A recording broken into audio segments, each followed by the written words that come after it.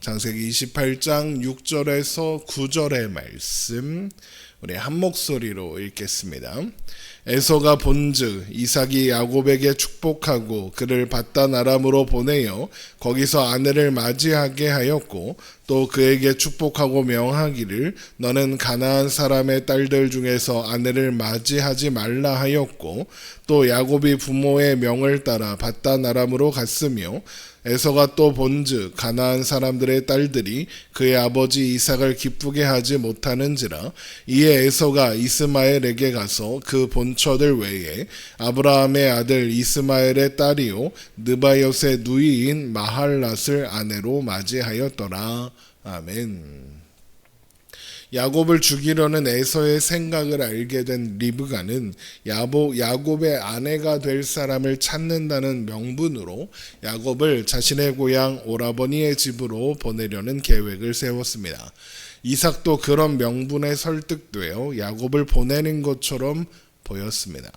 하지만 이삭의 마음은 전혀 달랐다고 했습니다. 이삭은 야곱이 아내가 될 사람을 찾든 말든 갔다가 돌아오든 말든 무사히 가든 말든 큰 관심이 없었습니다. 그 증거가 이삭이 야곱을 축복하며 아내가 될 사람을 찾아오라고 하기는 하지만 빈손으로 보내는 것이다 라고 했습니다. 만약 이삭이 자신이 하는 말대로 야곱이 아내가 될 사람을 잘 찾아서 돌아오고 또 그래서 하나님의 복을 받아 생육하고 번성하기를 바랬다면 빈손으로 보내면 안 됩니다. 아브라함이 그랬던 것처럼 최소한 낙타 10필에 온갖 좋은 것을 실어서 보내야죠. 자신도 리브가를 그렇게 얻었으니까요. 그뿐입니까? 야곱을 보내면 안 됩니다. 종을 보내야죠. 아브라함도 그렇게 했었으니까요. 하지만 이삭은 야곱을 빈손으로 보내는 겁니다. 이삭이 야곱에게 왜 이러는 거냐? 야곱이 믿기 때문입니다.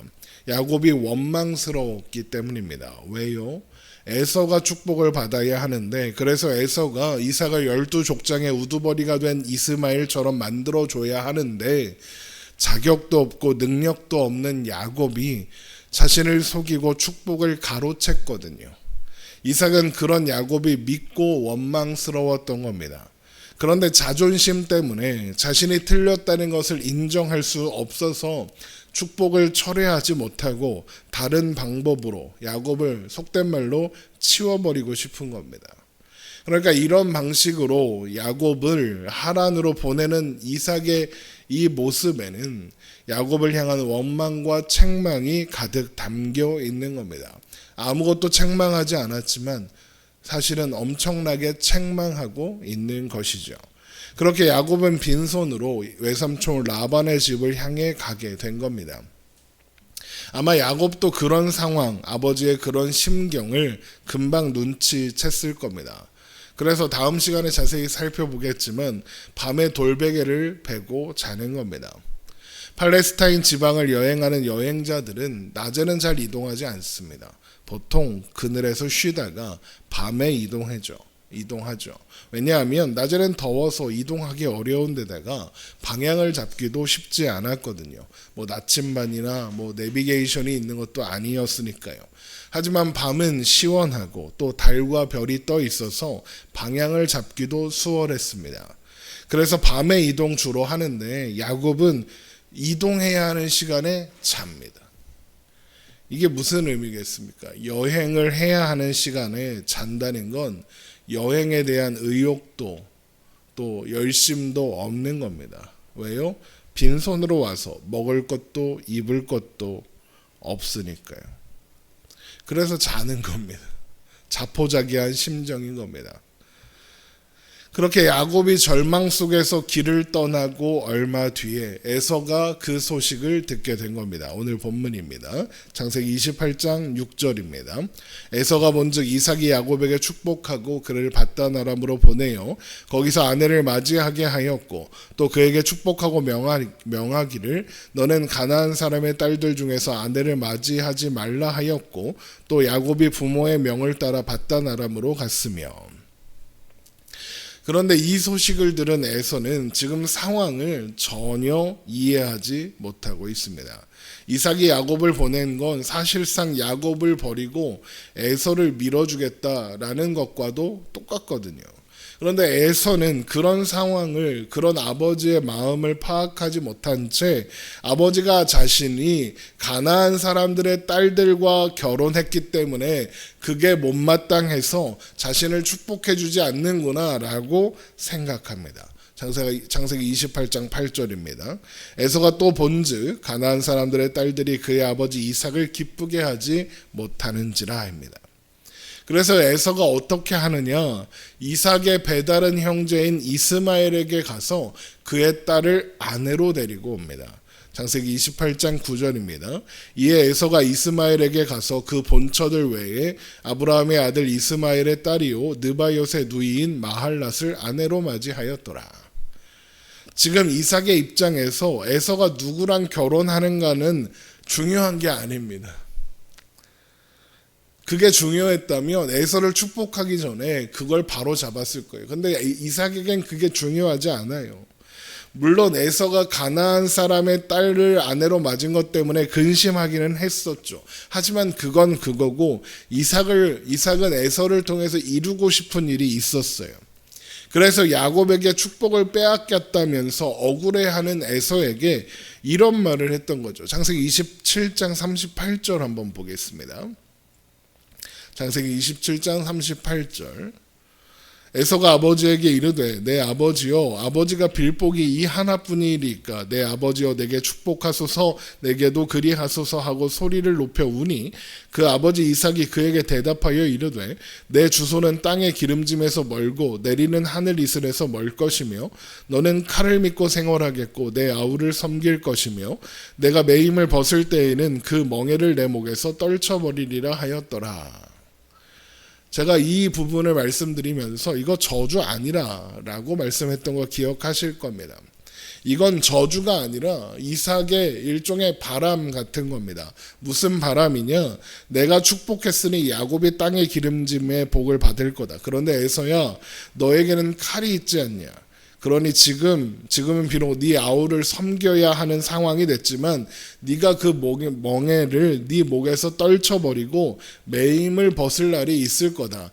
칼로 그걸 해내면 된다라고 하는 겁니다. 이런 바람이 담겨 있는 거죠. 그런데 에서는 이런 아버지의 바람을 아는지 모르는지 당장 이삭의 비위를 맞추는 데에만 관심이 있습니다.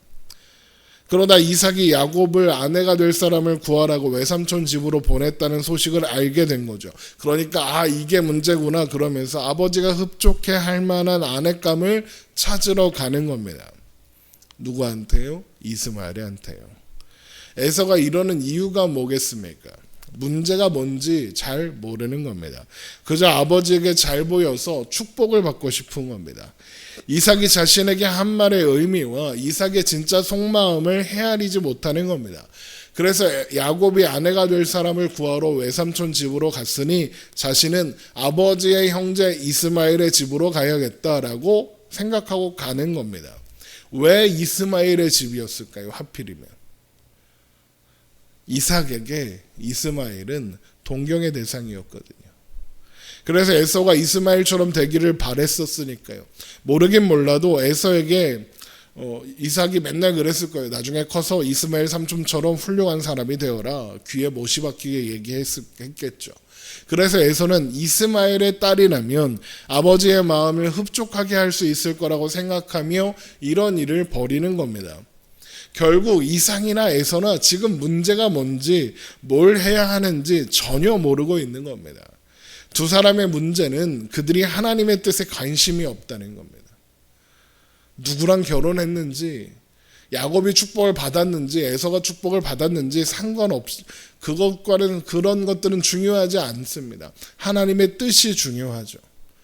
이들의 문제가 그겁니다. 하나님의 뜻에 관심이 없습니다. 하나님이 어떻게 일하시는지 그 일하시는 방식에는 아예 신경을 쓰지 않습니다.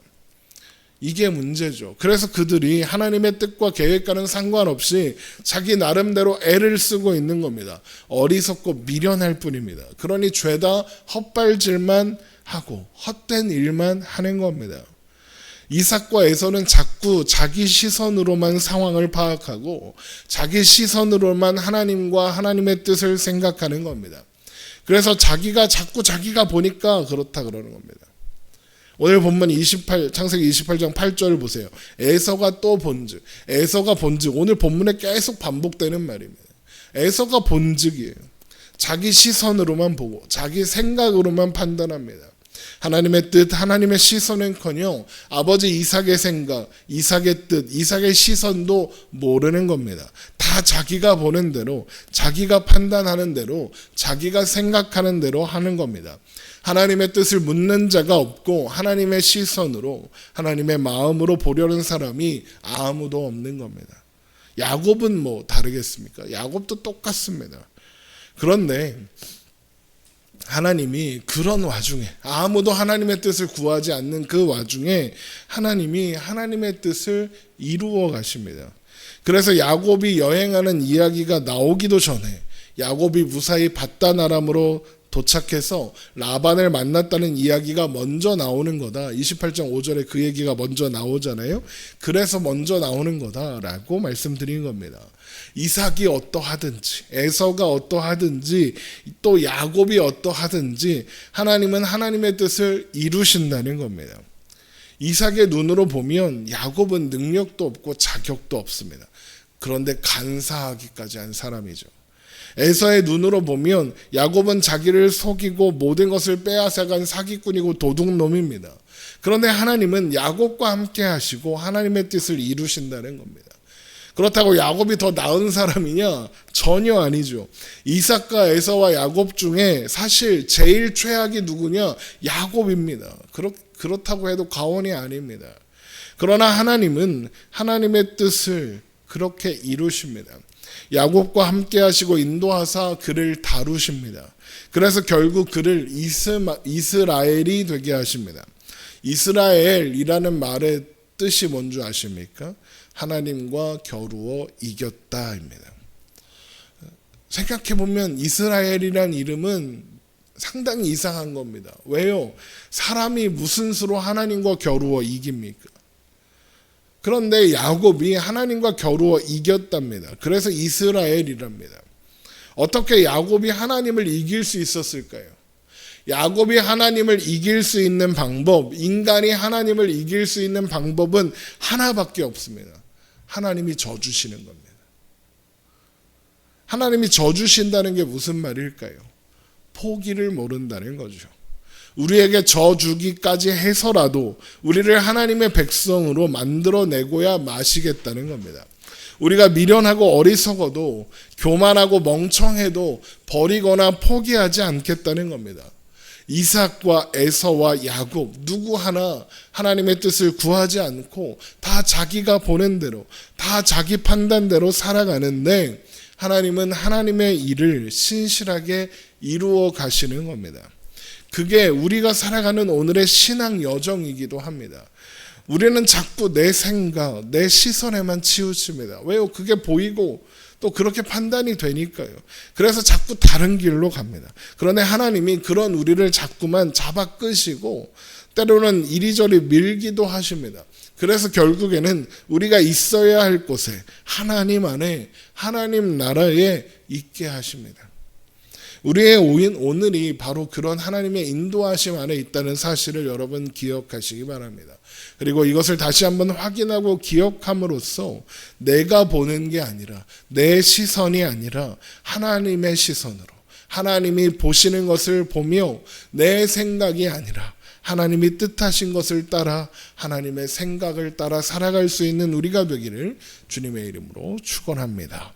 기도하겠습니다.